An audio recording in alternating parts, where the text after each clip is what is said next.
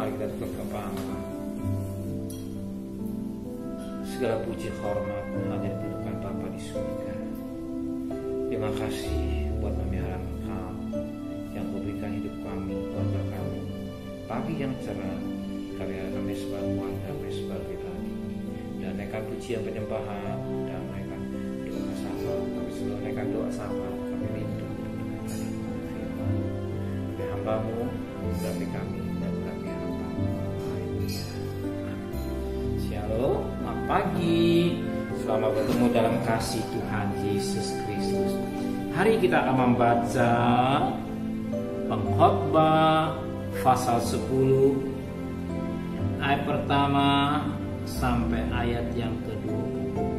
Tapi saya bagi ayat pertama sampai ayat 10. Besok kita baca ayat 11 sampai ayat 2. Pengkhotbah pasal 10 ayat pertama sampai ayat 10.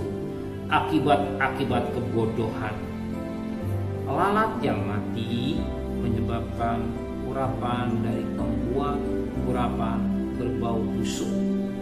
Demikian juga sedikit kebodohan lebih berpengaruh daripada hikmat dan kehormatan. Hati orang berhikmat menuju ke kanan, tetapi hati orang bodoh ke kiri. Juga kalau ia berjalan di lorong, orang bodoh itu tumpul pikirannya, dan ia berkata kepada setiap orang itu bodoh.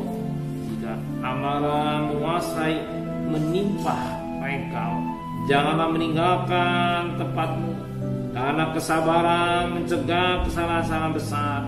Ada suatu kejahatan yang kulihat di bawah matahari, sebagai kehilapan yang berasal dari seorang penguasa.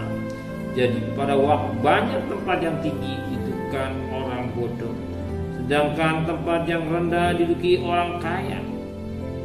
Aku melihat budak-budak menunggang kuda, dan pembawa sebesar berjalan kaki seperti budak-budak. Barang siapa menggali lubang akan jatuh ke dalamnya, dan barang siapa mendobrak tembok akan dipagut ular. Barang siapa memecahkan batu akan dilukainya. Barang siapa membelah kayu akan dibahayakannya. Ayat 10. Jika besi menjadi tumpul dan tidak diasah, maka orang harus memperbesar tenaga. Tapi yang terpenting ialah berhasil adalah hikmat. Puji Tuhan. Kita perhatikan firman Allah pada pagi hari pada ayat yang ke-8. Barang siapa menggali lubang akan jatuh ke dalam lubang. Sangat menarik ayat ini. Barang siapa menggali lubang akan jatuh ke dalamnya. Kalau kita perhatikan kata-kata ini, sepertinya tidak diterima dengan akal sehat. Kenapa? Orang yang menggali lubang siapkan untuk menanam, membuat sumur. Ya, sumur itu memberikan air.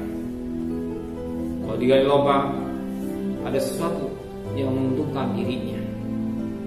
Rata-rata manusia berpikir demikian. Kalau dia gali lubang, ada sesuatu yang setara, yang sifatnya menguntungkan. Tetapi sangat menarik. Ternyata orang yang gali lubang, orang itu jatuh ke lubang itu, ke lubang yang digali.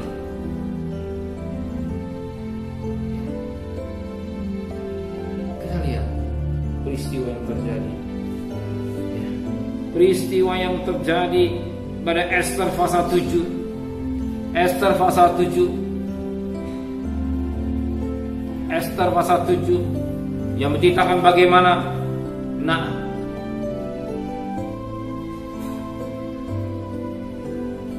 Mordekai dia menggali, dia menaruh tiang gantungan untuk Mordekai. Ternyata apa yang terjadi? Justru dia yang digantung. Dia yang digantung, bukan Mordekai yang digantung, tetapi dia yang digantung. Inilah hidup manusia. Inilah hidup manusia. Maka kita hati-hati sebagai manusia. Jelas dikatakan dalam Esther pasal 7 ayat Ester pasal 7 ayat 9 dan 10. Sembah Harbuna, salah seorang sidang yang di hadapan raja. Lagi pula tiang yang dibuat Haman untuk Mordekai, orang yang menyelamatkan raja dengan memberitahukannya, itu telah berdiri dekat rumah Haman, 50 hasta tingginya. Lalu titah raja, sulahkan dia pada tiang itu. Kemudian Haman disulahkan pada tiang yang didirikannya untuk Mordekai. Maka surutlah panas hati raja. Jelas, tiang itu atau tiang gantungan ini khusus untuk Mordekai yang dibuat oleh Haman, atau katakan dia yang gali. Jadi khususkan untuk Mordekai. Tetapi apa terjadi?